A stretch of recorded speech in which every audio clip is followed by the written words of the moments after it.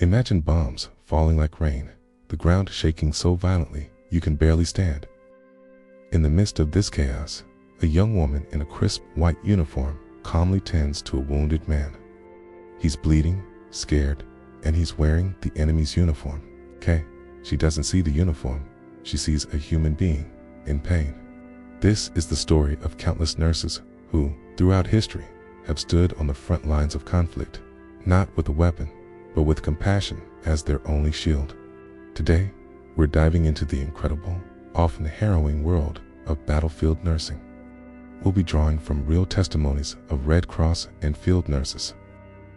Women who faced the unimaginable to uphold a single, powerful oath to save lives, regardless of which side they were on. Let's step back in time. It's the height of a major conflict.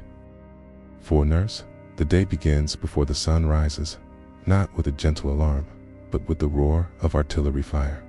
The field hospital, often just a series of tents, is a chaotic symphony of groans, hurried footsteps, and the metallic clank of surgical tools. The air is thick with the smell of antiseptic, blood, and fear. New casualties arrive in a relentless flood. They're carried in on stretchers, their bodies broken, their faces masks of agony. These aren't just statistics you read about in the news. They're someone's son, brother, or husband. And right there, in that overwhelming tide of human suffering, is the nurse. Her first job is triage. It's a brutal, split-second calculus of life and death. Who needs immediate surgery? Who can wait? And the hardest decision of all, who is beyond saving? Imagine having to make that choice over and over while the sounds of battle rage just outside the campus walls. One nurse described it as playing God without a rule book. You just had to trust your training and your gut, and then live with the consequences. The work itself is grueling. Nurses would be on their feet for 18, sometimes 24 hours straight.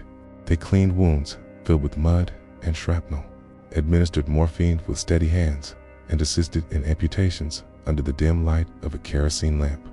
Supplies were always scarce. They'd reuse bandages, sterilize instruments in boiling water over an open fire, and pray they had enough plasma to get through the night. One nurse recalled a particularly intense bombing raid. The tent shook so hard that dust and dirt rained down on her and the patient she was operating on. Her assistant screamed for them to take cover, but the surgeon just said, "Keep holding that retractor steady." She did. Her hands trembled, but they didn't move from their post. In that moment, the patient's life was more important than her own safety. That's a level of dedication that is almost impossible for us to comprehend. But perhaps the most challenging part of their job was the emotional toll. How do you care for a soldier who, just hours before, might have been trying to kill your own countrymen? The answer for these nurses was simple. They were trained to see beyond the uniform. A powerful account from a Red Cross nurse tells of a young enemy pilot who was brought in badly burned. He was terrified, convinced he'd be tortured or left to die. He refused treatment, spitting and cursing at the nurses. Instead of reacting with anger, the head nurse simply sat by his bedside. She spoke to him in a calm voice, not about the war, but about his home, his family. She cleaned his wounds gently, telling him, "In here, there are no enemies, only patients." Slowly, over several days, his hostility melted away.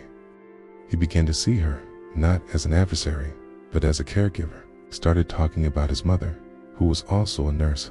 At a time, he was stable enough to be transferred to a prisoner of war camp. He was calling her his angel. He gave her a small, crudely carved wooden bird he had whittled.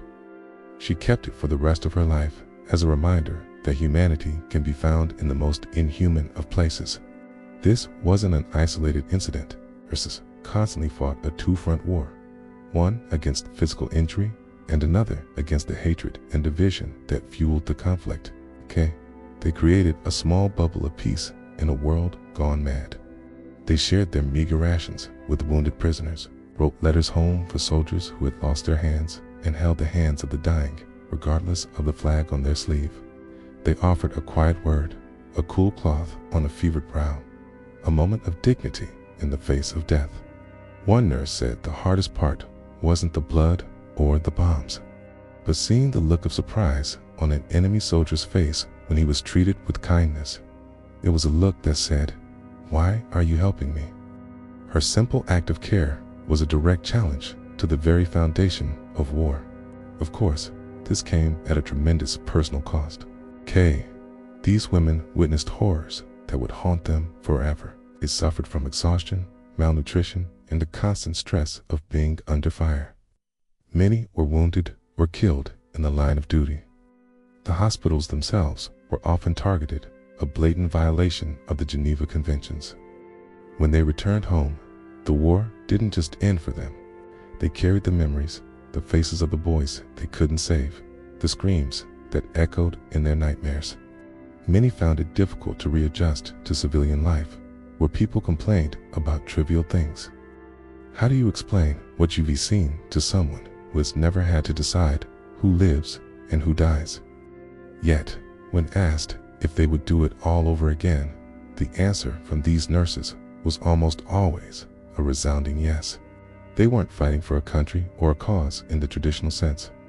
They were fighting for something much more fundamental, humanity itself. Their stories are a powerful testament to the resilience of the human spirit. They prove that even in the darkest of times, compassion can be a light. That empathy is a force more powerful than any weapon. The nurse who treats an enemy soldier isn't a traitor, She is the ultimate champion of peace. She is upholding the principle that every life is precious and that our shared humanity is what truly matters. The legacy of these field nurses lives on today in every humanitarian worker, every medic, every doctor who ventures into a conflict zone. They continue to operate under the same principles of neutrality and impartiality, risking their lives to help those in need, no matter who they are or where they come from. They are the quiet heroes, the ones who mend the wounds of war, one patient at a time. Their stories deserve to be told, not just as a history lesson, but as an inspiration to remind us that we all have the capacity for extraordinary compassion, even when faced with hatred and violence. It's good. They challenge us to look beyond the labels that divide us: nationality, politics, ideology, and to see the person underneath. The next time you hear about a conflict, remember the nurses. Remember the women and men who are there on the ground in the middle of the chaos, holding a hand, offering a word of comfort, and proving that the impulse to heal is one of the most powerful forces on earth.